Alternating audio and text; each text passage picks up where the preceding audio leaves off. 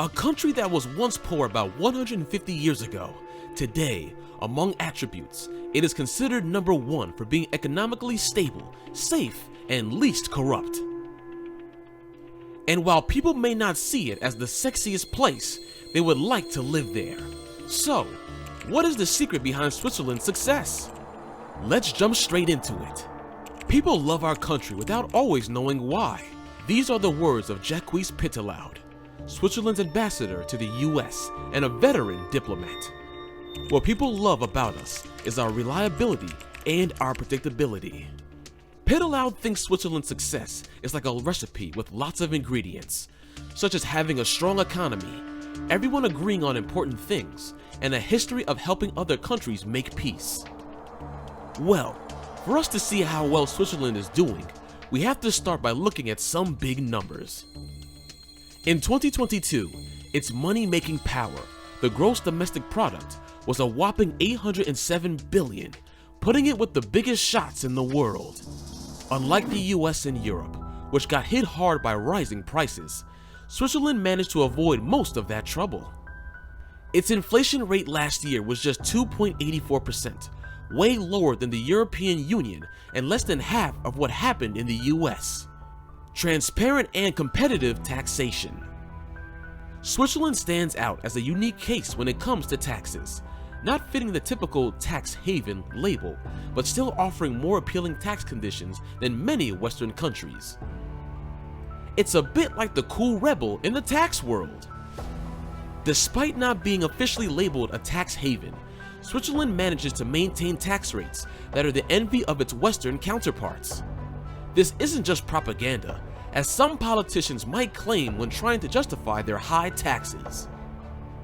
Switzerland enjoys both a welfare state and first-class infrastructure. For example, the main value-added tax, VAT rate, is just 7.7%, making Germany's 19% and Spain's 21% look pretty steep. When it comes to personal income taxes, it depends on the canton, like a region. But on average, Swiss taxpayers, who often earn good salaries, pay between 15% and 25%. Corporations, too, enjoy relatively low tax rates, ranging from 12% to 22% of their profits, depending on the canton. Even the property transfer tax, similar to the UK stamp duty, is modest, ranging from 1% to 3% for home purchases. Inheritance taxes, though complex and varying by canton, averaged 1.4% of the inherited capital in 2019. Now, despite these lower tax rates, Switzerland manages to keep its tax burden at 27.8% of GDP, much lower than Spain's 37.3%. The secret sauce? It is reflected in lower unemployment rates, 4% compared to 16%, a higher percentage of adults in the workforce, 81% compared to 64%, and higher wages, a testament to Switzerland's more developed and efficient economy. I have always believed that running deficits or surpluses is, in the long run, a choice, not a result of fate, and Switzerland has always rejected high public deficits. Sound public finances. Switzerland has this impressive trait of sound public finances, making it stand out on the world stage. The political system's rigidity makes it tough for politicians to promise freebies just to win votes, and Swiss society is all about considering how today's government actions affect the country's future. This setup puts Switzerland in an envy-worthy spot. The solid public finances not only ensure economic stability, but also result in a manageable public debt. What's more, they can cover this debt with their own savings. Thanks to the large trade surpluses, Switzerland exports way more than it imports. Another advantage of having such a good macroeconomic position is that its currency, the Swiss francs, is the strongest in the world. Its purchasing power is high because it's seen as a safe haven. Despite what some might argue using fancy economic terms, having a strong currency is a massive plus. It means Switzerland can sell its products at higher prices, get goods at lower prices, and let its people and businesses invest outside the country with ease. Moving on, we have world-class infrastructure.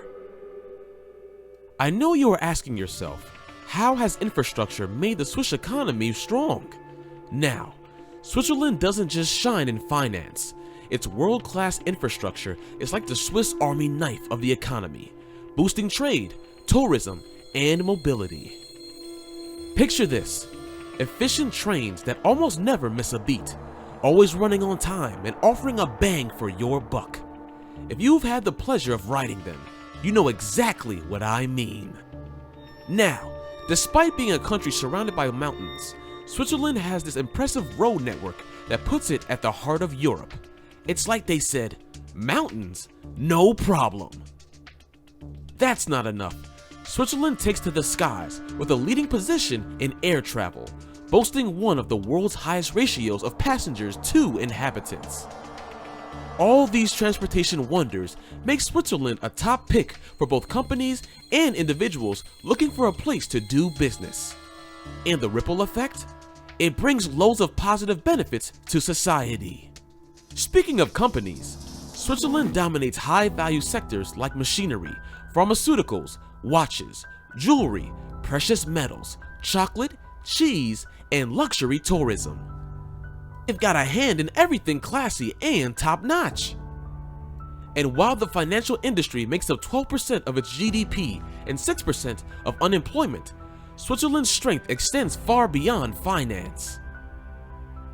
Not to mention, Switzerland is the proud home of major global corporations like Nestle, Novartis, Roche, UBS, Credit Suisse, Swiss Re, Zurich Insurance, and ABB. Check this out. The MSCI World Index, which tracks developed market economies, gives Switzerland the second largest weight among European nations and the fourth largest globally, trailing only the United States, Japan, and the United Kingdom. And here's a surprising fact. While Switzerland boasts headquarters for many giants, over 99% of its companies are small and medium-sized. It's like a nation of economic David and Goliaths. And for the gold enthusiasts out there, Switzerland is the place to be. Why, you ask?